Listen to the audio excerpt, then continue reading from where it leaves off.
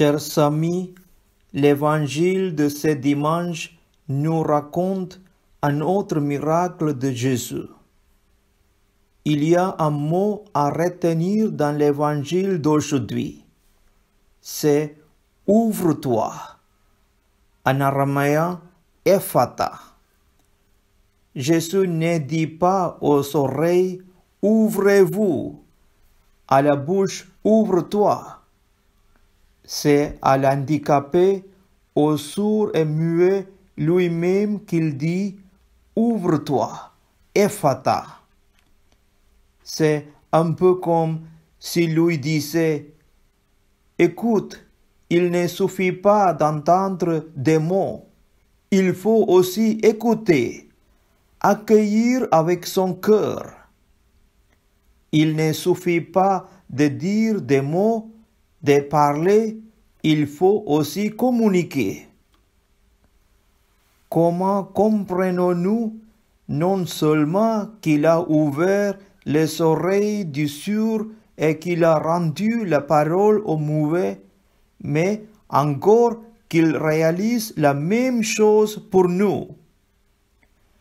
Il ne s'agit plus alors d'une guérison médicale, comme si nous étions sourds et muets, comme le sont malheureusement un certain nombre de personnes, mais d'une guérison plus profonde et spirituelle.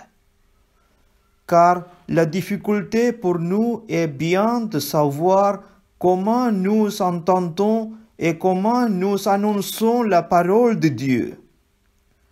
Comme il ouvre les oreilles du sourd, le Christ lui-même vient ouvrir nos oreilles à l'esprit pour que nous entrions dans l'intelligence de la parole. Et comme il délie la langue du muet pour les rendre capables de parler, il met dans notre bouche l'annonce même de la parole de Dieu. La parole ephata que le Christ prononce sur les sourds muets en touchant ses oreilles et sa langue est une parole efficace et concerne chacun d'entre nous. Qui ouvrira notre cœur et notre bouche si nous sommes devenus muets et sourds? L'humanité semble parfois sourde à la parole de Dieu.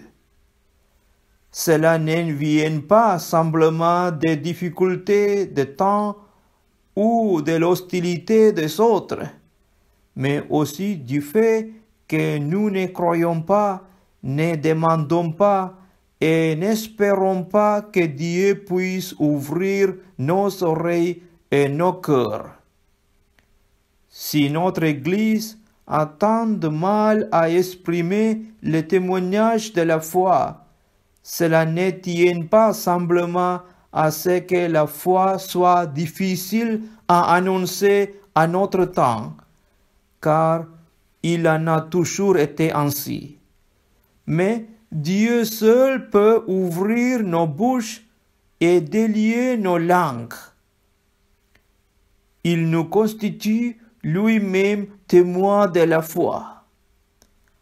En accueillant avec confiance la parole et les gestes du Christ, nous pouvons vraiment devenir auprès de lui de bons auditeurs, de bons témoins de la parole de Dieu.